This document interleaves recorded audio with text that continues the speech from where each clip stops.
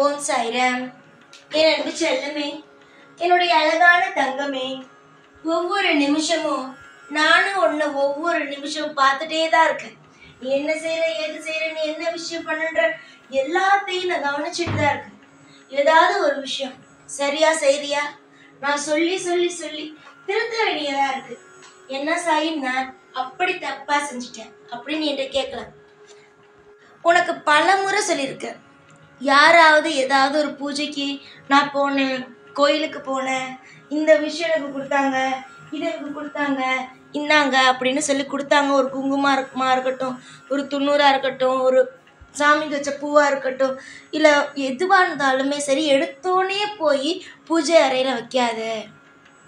அது உனக்கு நல்லது செய்யாது, அது உனக்கு நல்லா வராது அப்படின்னு சொல்லிட்டேன். ஆனால் நீ என்ன தெரியுமா செய்கிற? யாராவது ஏதாவது கொடுத்தாங்கன்னா எடுத்துட்டு போய் முதல்ல பூஜை அறையில் தான் வைக்கிற. சரியா நான் சொல்கிறது? எடுத்துட்டு போய் முதல்ல பூஜை அறையில் தான் வைக்கிறேன். நானும் இதை பல முறை சொல்லிட்டேன். அடுத்தவங்க கொடுக்குறத பூஜை அறையில் வச்சு பெரிய தப்பு பண்ணாத, அது பெரிய அளவுக்கு உன்னை புலம்ப வச்சிரும், உன்னை தேவையில்லாமல் கஷ்டப்பட வச்சிரும் அப்படின்னு நான் சொன்னாலும் நீ கேட்குறதாவே இல்லை. நீ எதாக இருந்தாலும் அப்படி தான் செய்கிற. ஆனால் என்ன செஞ்சுட்டு என்கிட்ட திருப்ப நின்றுட்டு இதை செஞ்சுதாங்க சாயி, தெரியாமல் செஞ்சுட்டேன், அதை செஞ்சுதாங்க சாயின்னு சொல்கிறேன். நான் உனக்கு சொல்கிறது எதா இருந்தாலும் கொஞ்சம் புரிஞ்சு நடந்துக்கோ, தெரிஞ்சு நடந்துக்கோ. எவ்வளவோ விஷயங்கள் உன் வாழ்க்கையில் இருக்குது, நீ அதெல்லாம் பார்க்கணும். அதுக்கு முன்னாடி தப்பெல்லாம் செஞ்சு தேவையில்லாத விஷயத்தில் மாட்டிக்காதேன்னு சொன்னேன். அதெல்லாம் நீ கேட்குறியா? கேட்குறதே இல்லை. இப்போ கூட கொஞ்ச நாளைக்கு முன்னாடி ஒரு பெண் நான் கோயிலுக்கு போனேன் அப்படின்னு சொல்லிட்டு ஒரு குங்குமம், துண்ணூறு இதெல்லாம் எடுத்துகிட்டு உனக்கு வீட்டில் கொடுத்தேன். அந்த குங்குமத்தை எல்லாத்தையும் பூஜையில் தான் வச்சுருக்கேன் ஒரு இடத்துல. அதை எடுத்துரு, அது நல்லதல்ல. ஏன்னா அது உன் வீட்டில் இருக்கிறதே நல்லதல்ல. அது என்ன பண்ணி எடுத்துகிட்டு ஓடுற தண்ணியில் விட்டுரு. புரிஞ்சுதா? ஓடுற தண்ணியில் விட்டுரு. உன்னை பிடிச்சி ஒரு விஷயம் செய்கிறாங்களா, பிடிக்காம ஒரு விஷயம் செய்கிறாங்களான்னு உனக்கு தெரியாது. அதனால எல்லாரையும் நம்பாத. இவங்க கொடுக்குறது நிஜமாக கோயிலுக்கு போயிட்டு வந்த துண்ணூறு தான், கோயிலுக்கு போயிட்டு வந்த அபிஷேகம் பண்ண பால் தான், எதுவுமே நம்பாத. புரிஞ்சுதா? அதே மாதிரி இன்னொரு தப்பு பண்ணுறேன். இப்போ கோயிலில் பிரசாதம் தராங்க, சரியா? அதாவது கோவிலில் உள்ளவங்க கோவிலில் பிரசாதம் தருவாங்கள்ல, அதுமாரி உள்ளதை நீ சாப்பிடு. ஆனால் கோவிலில் வேண்டிகிட்டு பிரசாதம் தராங்கல்ல, வேண்டிக்கிட்டு அது ஒரு லட்டாக இருக்கலாம், இல்லை ஒரு சக்கரை பொங்கலாக இருக்கலாம், என் பொண்ணுக்கு இதுக்கு வேண்டியிருக்கேன் அப்படின்னு சொல்லிட்டு தனியாக பிரசாதம் தரது சாப்பிட வேண்டாம். உண்மை அதுதான், சாப்பிட வேண்டாம். ஏன்னா அது வேண்டுதலுக்காக வச்சது, அதை நீ சாப்பிட வேண்டாம். கோவிலில் தராங்க பாரு, சாமிக்கு வச்சுட்டு கோவிலில் உள்ளவங்க பிரசாதமாக அன்னதானமாக கொடுக்குறாங்கல்ல, அதை சாப்பிட்லாம். தனியாக கொடுக்குறவங்கள்ட்ட முட்டாய் கொடுக்குறாங்களோ, இல்லை சக்கரை பொங்கல் கொடுக்குறாங்களோ, இல்லை என்னமோ தனியாக இந்த மாதிரி வேண்டிக்கிட்டு கொடுக்குறேன் அப்படிலாம் கொடுக்குறவங்களோட தயவு செஞ்சு சாப்பிடாத. அது ஏன் அப்படின்னா, ஒன்று தெரிஞ்சுக்கோ, எல்லாத்தையும் எங்கெங்கே எப்போ செய்யணுங்கிறத புரிஞ்சுக்கிட்டு செய்.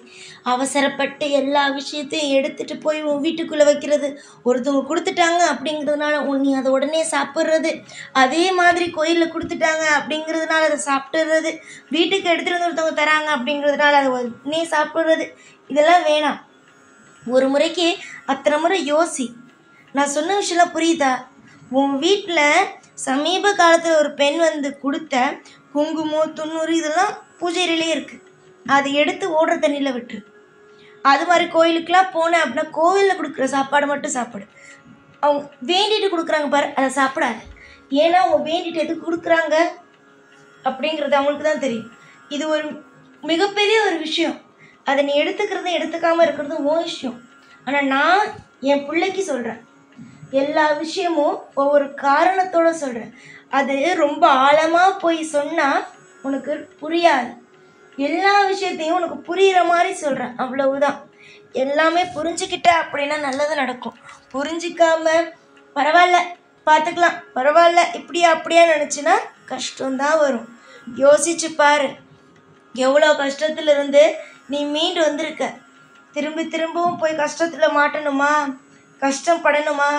நல்ல விஷயம் தானே நீ அனுபவிக்கணும். எல்லா விஷயத்துலேயும் உன் வாழ்க்கையில் நீ எல்லாம் ஒவ்வொரு நாளும் ஒவ்வொரு நிமிஷமும் அற்புதமாக நடக்கும். அது மாற்ற முடியாது. உனக்கு நீ எல்லாமே சரி செஞ்சுக்கிட்டே இருந்த உன் வாழ்க்கையில் எல்லாத்தையும் நீ சரியாக செஞ்சிட்டு இருந்த, சரியாக செய்கிற அப்படின்னா உனக்கு பிரச்சனையே வராது. ஆனால் ஒன்று, நீ சரியாக செய்யாமல் எல்லாத்தையும் தவறாக செஞ்சுட்டே இருந்தேன்னு வச்சுக்கோயேன், எப்படி இருந்தாலும் பிரச்சனை வரும். புரிஞ்சுதா? நல்லதும் உன் கையில் தான் இருக்குது, எல்லாமே உன் கையில் தான் இருக்குது, எதுவுமே யார் கையிலுமே இல்லை. புரிஞ்சிச்சா? நல்லது கெட்டது எல்லாம் உன் கையில் இருக்குது. நீ எது நல்ல விஷயமா சரி, அது நல்லது நடக்கும். இதுதான் உன் வாழ்க்கை. புரிஞ்சிச்சா தங்கமே? உன் வாழ்க்கையில் முழுமையாக நான் இருக்கேன். நீ என்ன செய்கிற, நீ நல்ல விஷயம் செஞ்சனா நல்லது நடக்கும். காலம் இப்போ ஒன்று சொல்லிக்கலாம், ஆனால் எதிர்காலம் உனக்கு அற்புதமாக இருக்குது. அதனால தான் சின்ன சின்ன விஷயத்துலேருந்து பெரிய பெரிய விஷயம் உனக்கு சொல்கிறேன். எல்லாமே இப்படி நடந்துக்கோமா, அப்படி நடந்துக்கோ, இதுதான் உனக்கு நல்லது, இப்படி இருந்தால் உனக்கு நல்லது அப்படின்னு ஒவ்வொரு நிமிஷத்தையும் சொல்லி உனக்கு புரிய வைக்கிறேன். புரிஞ்சுட்டேன்னு வச்சுக்கோயேன், ஒன்றை மாதிரி இங்கே நல்லா வாழ்றதுக்கு ஆள் இல்லை. அந்தளவுக்கு நல்லா வாழ்வேன். எல்லா நிமிஷமும் உனக்காகவும் உன் குடும்பத்துக்காகவும் துணையாக இருக்க நான் நிச்சயமாக உன்னை எப்படி கைவிடுவேன்? கைவிடவே மாட்டேன். நம்பிக்கையோடு இரு. எல்லா விஷயத்திலும் நம்பிக்கையை மட்டும் வச்சிரு. சாமி நமக்காக எல்லாம் செய்யும், எல்லாம் பண்ணும், எல்லாமே நமக்கு நல்லது தான் நடக்கும் அப்படின்னு நம்பிக்கை வை. புரிஞ்சிச்சா? நான் உனக்கு ஒரு விஷயம் சொல்கிறேன்னா அது நல்லதுக்கு. ஒரு விஷயத்தை உனக்கு தெரிய வைக்கிறேன்னா அது நல்லதுக்கு. உன்னுடைய ஏக்கத்தை குறைக்க போகிறேன் அப்படின்னா அதையும் நான் சொல்லிடுவேன். தங்கமே, உன்னுடைய எதிர்பார்ப்புகள் அனைத்தும் நடக்கும். நான் சொன்ன விஷயம் அனைத்தையும் மனசில் வச்சுட்டு நான் எப்படியெல்லாம் உனக்கு சொல்கிறேனோ அது போல் நடந்த அப்படின்னா வாழ்க்கையில் நிச்சயமாக முன்னுக்கு வரலாம். எந்த தத்திரியமோ எந்த கஷ்டமோ உன் வாழ்க்கையில் நுழையவே முடியாது. தத்திரியம் இருக்க தான் வாழ்க்கையில் கஷ்டம் வந்துக்கிட்டே இருக்கும். ஆனால் அதை நீ எடுத்துட்டேன்னா, நீ தப்பு செய்யலைன்னா நல்லது தானே நடக்கும்.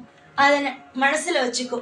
எப்போதும் தவறு தான் நடக்கும், எப்போதுமே ஏதாவது ஒரு விஷயம் நடந்துட்டு தான் இருக்கும் அப்படின்னு நினைக்காத.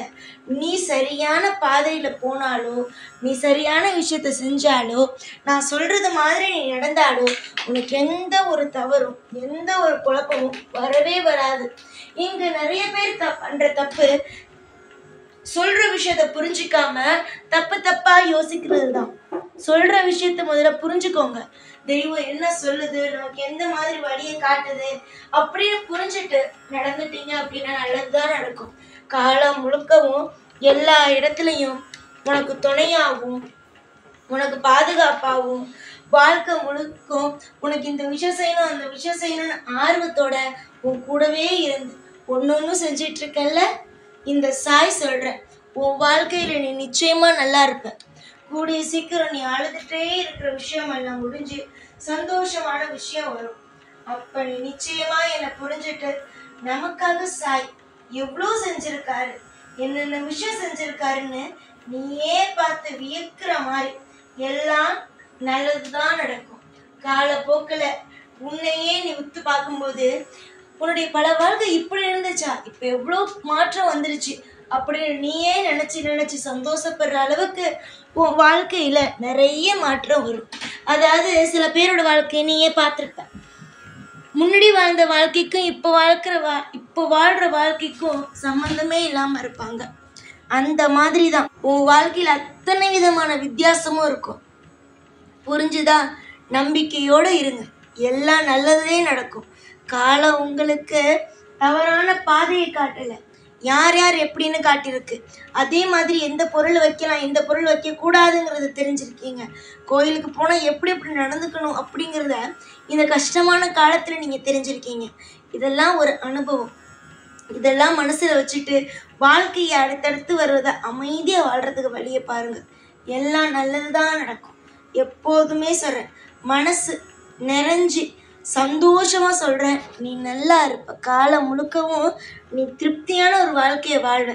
இதுக்கு நானே பொறுப்பு. எப்பொழுதும் உங்க கூடவே இருப்பேன். இந்த சாய்நாள். ஓம் சாய்ராம்.